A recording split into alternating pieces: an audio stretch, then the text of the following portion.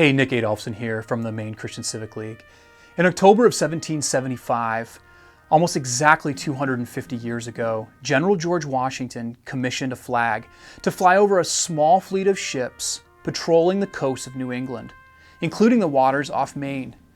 It was a simple white flag marked by a single pine tree and the words, "An appeal to heaven." The flag, which later became the official banner of revolutionary naval vessels manned by Mainers, was more than a battle standard. It was Washington's acknowledgement of a profound truth. They did not have the men, the money, or the might to defeat the greatest military power on the earth. Victory would not come by strategy or strength alone. If freedom was to be won, it would be by the hand of God. And so, before America was even born, its leaders appealed to heaven. Maine was in the middle of it all back then. Some of the first naval battles of the Revolution were fought just off our shores. Freedom was worth fighting for then, and it still is today.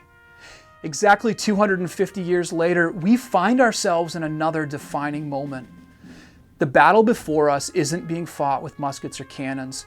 It's being fought for the heart and the soul of our people, our families, our churches. And once again, our only hope of victory is by the hand of God. No campaign, no clever strategy, no movement of men can restore what's been lost. Only a movement of His Holy Spirit can. In recent years, Maine's drifted far from the foundation that it was built on. The same foundation our own Constitution affirms when it declares our dependence on Almighty God. Across our state, biblical truth is being pushed to the margins. Families are losing their voice, and institutions that once upheld virtue now celebrate confusion. From the classroom to the courtroom, morality is being redefined, and those who stand on conviction are being silenced. This is not the Maine that I grew up in, and it's not the one I want my kids to inherit, but it is the Maine we live in today. A Maine that's broken, divided, and drifting. And yet I believe that we're not beyond hope. That's why today we're launching Pray for Maine, our own appeal to heaven, because this is not just a political fight. It's a spiritual battle, and the only way forward is by the power of God's hand.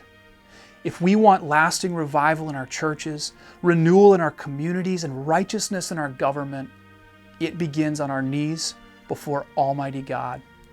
Today we're asking you, your family, your church, your neighbors to join us.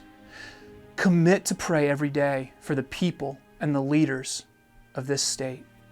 At prayformaine.org, you can sign up to be part of this movement. There, you'll also find a Maine flag inspired by Washington's banner. It's our own 1901 pine tree flag bearing the words, "Pray for Maine," along with other apparel and merchandise. Let's raise that flag again as a declaration that we still believe God governs in the affairs of men, and that Maine's hope is not in politics or policy, but in the power of the gospel. Join us in appealing to heaven for this state. Join us and pray for Maine.